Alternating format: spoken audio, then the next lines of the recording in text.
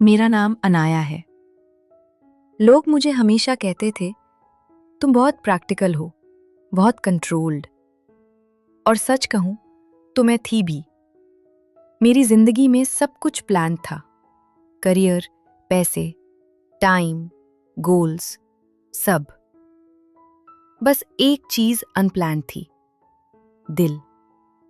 मैं प्यार से भागती नहीं थी, मैं उसे दूरी से देखती थी।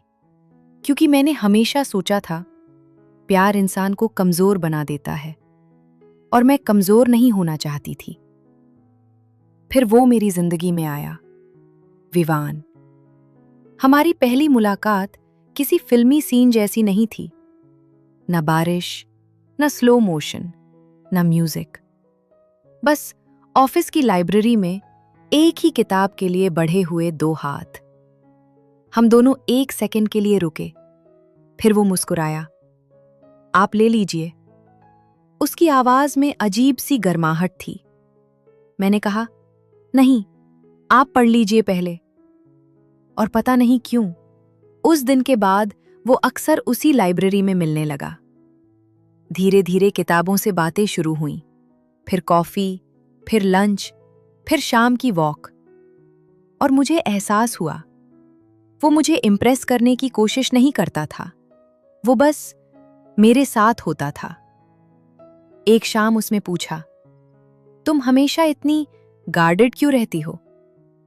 मैंने हंसकर टाल दिया, लेकिन उसने बात बदली नहीं। उसने बस कहा, तुम्हारी आंखें कहती हैं कि तुम बहुत कुछ महसूस करती हो, लेकिन किसी को दिखाती नहीं। उस रात मैं सो नहीं पाई, क्योंकि पहली बार किसी ने मेरी मुस्कान के पीछे की लड़की देख ली थी। कुछ हफ्तों बाद उसने मुझे अपने घर पर डिनर के लिए बुलाया। मैंने बहुत सोचा, जाना चाहिए या नहीं, लेकिन दिल ने पहली बार दिमाग से लड़ाई जीत ली। जब मैं उसके घर पहुंची, हल्की बारिश हो रही थी, बाल थोड़े भीगे हुए थे, और दिल उम्मीद से ज्यादा तेज भड़क रहा था। दरवाजा खुला। वो सफेद शर्ट में था, स्लीव्स थोड़ी मुड़ी हुई, और उसकी आंखों में वही शांत मुस्कान। तुम सच में आ गई। उस एक लाइन में जो खुशी थी, वो मेरे दिल में कहीं गहराई तक उतर गई। डिनर सिंपल था, पास्ता, वाइन और बहुत सारी बातें। लेकिन असली चीज थी वो खामोशियां, जो ऑकवर्ड नहीं थीं। हम बालकनी में खड़े थे। नीचे शहर की लाइट्स चमक रही थीं। हवा थोड़ी ठंडी थी। मैंने अपने हाथ खुद के आसपास लपेट लिए। वो कुछ सेकंड मुझे देखता रहा, फिर धीरे से मेरे पास आया। तुम हमेशा खुद को अकेले संभालने की कोशिश क्यों करती हो? मैंने जवाब नहीं दिया, क्योंकि मेरे पास कोई जवाब नहीं था। अचानक एक तेज हवा का झोंका आया। मेरे बाल चेहरे पर आ गए। उसने बहुत धीरे से मेरे बाल कान के पीछे किए। बस एक छोटा सा स्पर्श, लेकिन उस स्पर्श ने मेरे अंदर जैसे कोई स्विच ऑन कर दिया। मेरी सांसें धीमी हो गईं, दिल तेज।